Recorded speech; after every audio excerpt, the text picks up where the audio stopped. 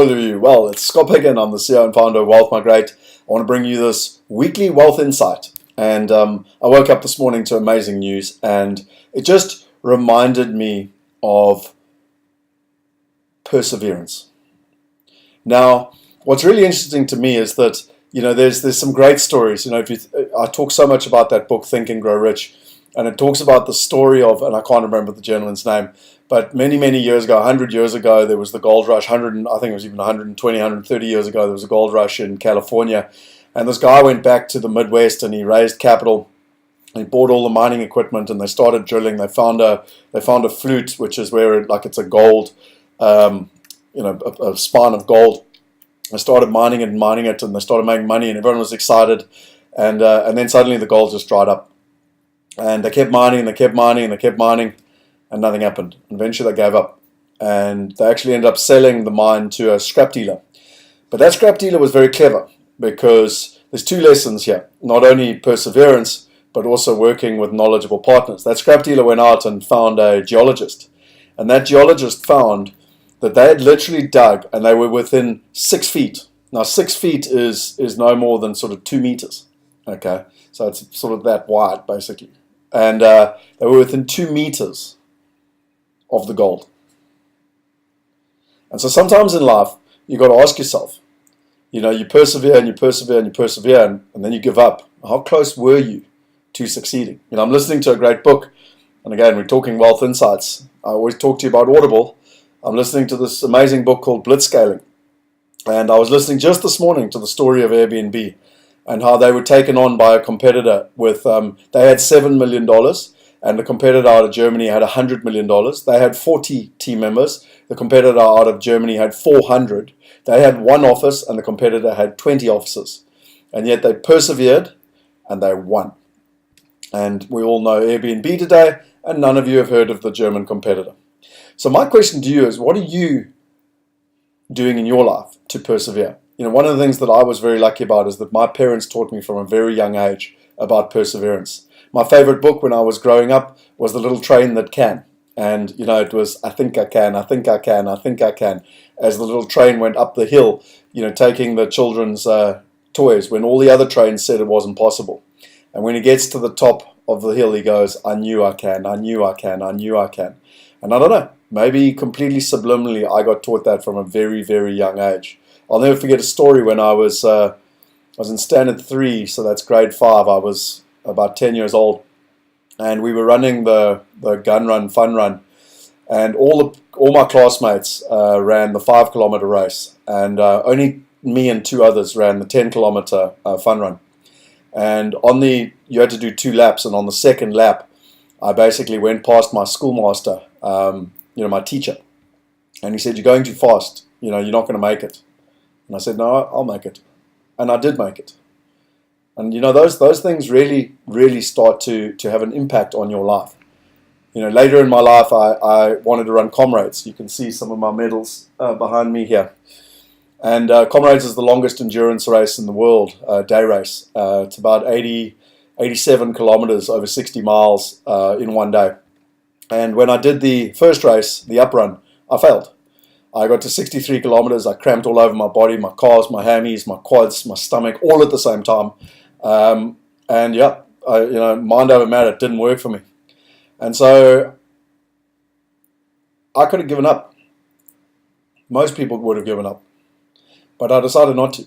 I decided to set myself a goal. I'd set myself a goal from childhood days that I wanted to get the up and the down. And I did it. I ran and I got the up. I got the down first, and then I got the up. And so in life, it's all about persistence. And in the business world, it was many years ago, I was doing a live event, and this old gentleman at the back, not old in age, but in experience, we'll call him Alan. Those of you who know me closely will know exactly what I'm talking about. There were about 50, 60 people in the room. He asked some very insightful questions. And then at the end, he said, this all sounds really good.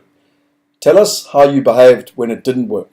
And I stood up and I told him all the stories of the lessons and the mistakes that I've made through business, and how we fought for clients and we made sure that we helped those clients, even sometimes taking years. And after that, he was so impressed, he said, my wife actually trusts you. And he's subsequently invested millions of dollars with us through the Wealth Migrate platform. And I learned such a great lesson from that people often talk about their wins, but they don't talk about their losses and where they had to persevere to get a win. And actually, when I brought the book out in 2014, I added an entire chapter. So chapter 13, if you look at the book here, is all about the lessons learned, basically. It's called The Mistakes I've Made and What I've Learned from Them. And you can see over here, basically. And, it's interesting because this book came out in 2014, and we need to add a few more. Because, just today we had an incredible victory where everyone told us it wasn't possible. Everyone was doubting. Everyone was saying that it's not possible and quite frankly being negative, but yet not providing solutions. And only a few of us, one of my colleagues, Richard, myself, we persevered, we believed, and most importantly, we did what was right for the customers. And we won. And you know what's interesting in life? When you persevere, as long as you've got the right intentions, you will win in the end. It's guaranteed. I've been in business on my own now since 2004, so it's been this is my 15th year. And if I've learned one thing, the businesses that succeed are the ones that persevere, the ones that look after the customers, the ones that do the right thing for their clients, no matter what, no matter how long it takes.